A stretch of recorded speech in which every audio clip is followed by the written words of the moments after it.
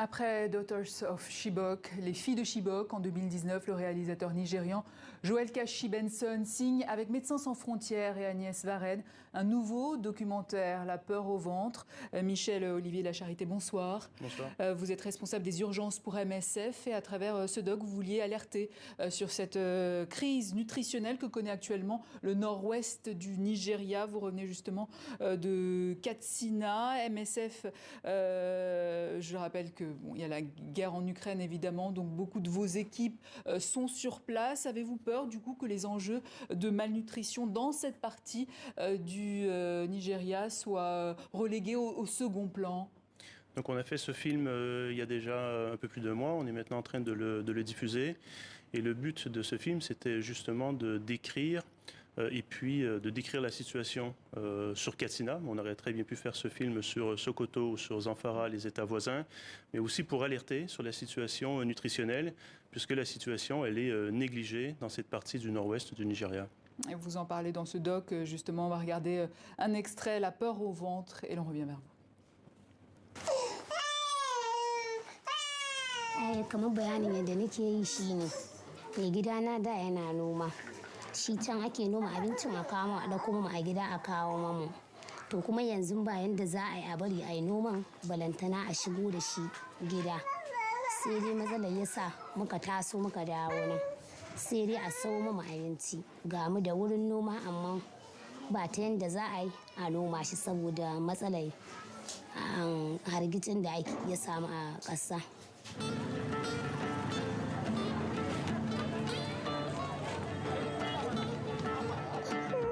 Nabila Rabu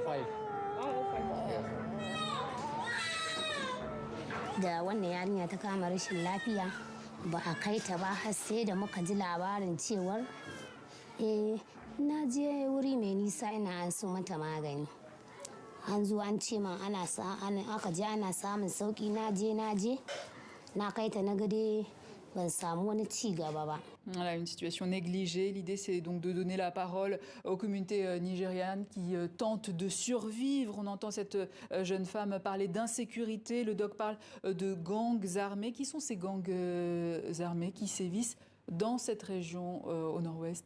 Donc déjà, il faut rappeler que ces gangs sont très nombreux. Donc on parle d'environ 30 000 personnes.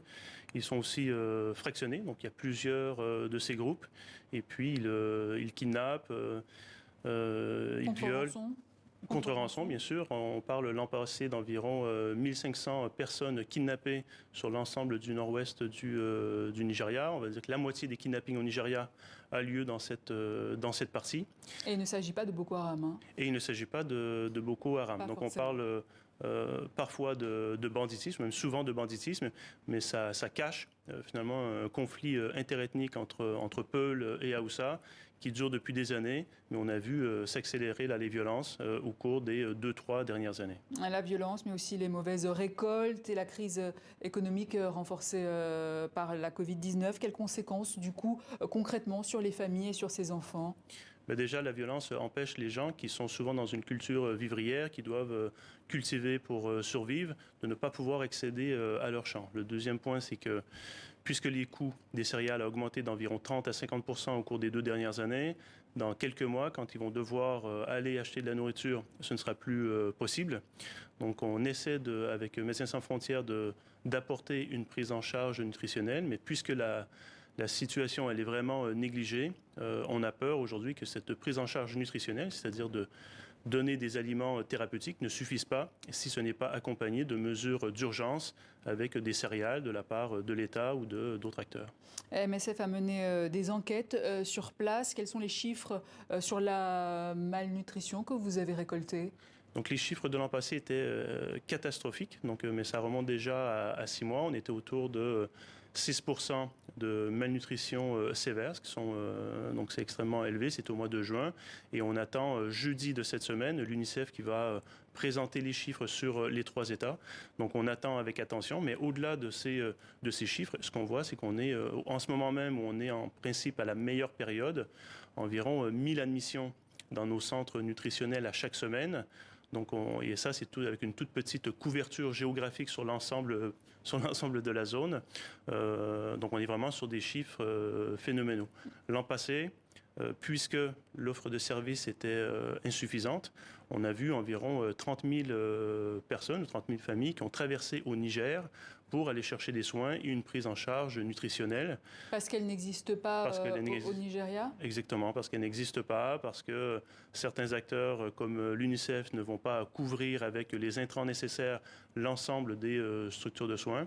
Donc, puisqu'il n'y a pas l'offre de service, les gens vont la chercher où elle est et ils se rabattent sur les centres de santé du ministère de la Santé et de Médecins sans frontières au Niger. Mais vous n'avez pas le soutien du coup des autorités nigérianes? On fait le même diagnostic sur les questions de coût des céréales, sur la question de l'insécurité. On est d'accord sur une partie de la réponse, donc de s'inscrire dans la durée avec des mesures de prévention, d'éducation, de sensibilisation. Toutefois, on pense qu'il faut avoir une réponse exceptionnelle cette année, parce que si cette réponse n'est pas faite et n'est pas anticipée, je pense que les produits nutritionnels spécialisés ne suffiront pas pour nourrir l'ensemble des familles dans quelques mois. Et vous dites que la situation est pire qu'avant aujourd'hui? On va dire qu'il y a plusieurs facteurs comme l'insécurité, le coût de la nourriture. On a vu depuis quelques semaines même le coût de l'essence pour des questions techniques de, on va dire, quantité d'éthanol dans le carburant qui augmente aussi les coûts. Donc il y a plusieurs facteurs qui mettent les familles vraiment dans une situation d'extrême fragilité. Donc on verra aujourd'hui au cours de l'année comment ça se produit, mais si les réponses d'urgence ne sont pas anticipées, je pense qu'on risque d'aller dans une situation catastrophique. Et combien d'enfants avez-vous pris en charge jusqu'à présent? Donc depuis le début de l'année, on est autour d'environ une dizaine de milliers. On a revu nos hypothèses pour être plutôt autour de 100 000 enfants cette année. Mais il faut vraiment voir qu'il y a plusieurs acteurs humanitaires qui sacrifient cette zone pour se concentrer sur l'Est. Donc au moment encore de faire le bilan et de regarder la situation, on a le même diagnostic. Toutefois, on est aussi dans un moment avec l'Afghanistan, l'Éthiopie, le Sahel, et ça c'était avant l'Ukraine, qu'il y a une concurrence des malheurs et des catastrophes, et le nord-ouest du Nigeria a été sacrifié, oublié au profit d'autres crises. Donc on essaie de sonner l'alerte pour que le nord-ouest du Nigeria ne soit pas négligé et abandonné cette année.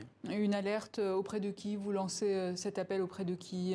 À la fois auprès des bailleurs de fonds qui vont financer les organisations internationales, qui vont financer les ONG, donc d'une part. Deuxièmement, pour les organisations elles-mêmes, pour qu'elles se mobilisent, et aussi pour l'État nigérian, qui peuvent faire un peu plus. Donc ils sont bien conscients de la situation, mais je pense qu'on peut faire davantage cette année. Michel-Olivier Lacharité, merci. Je rappelle que vous êtes responsable des urgences pour MSF, Médecins sans frontières. Et je rappelle donc le titre du documentaire réalisé par Joël Kachi-Benson et Agnès Varenne de MSF, La peur au ventre. Où est-ce qu'on peut retrouver le documentaire? On peut le retrouver en français, La peur au ventre, ou en anglais, Happy to be Alive, donc sur YouTube. Voilà, vous allez le retrouver de façon très simple. Et sur les réseaux sociaux. Exactement, merci. Merci.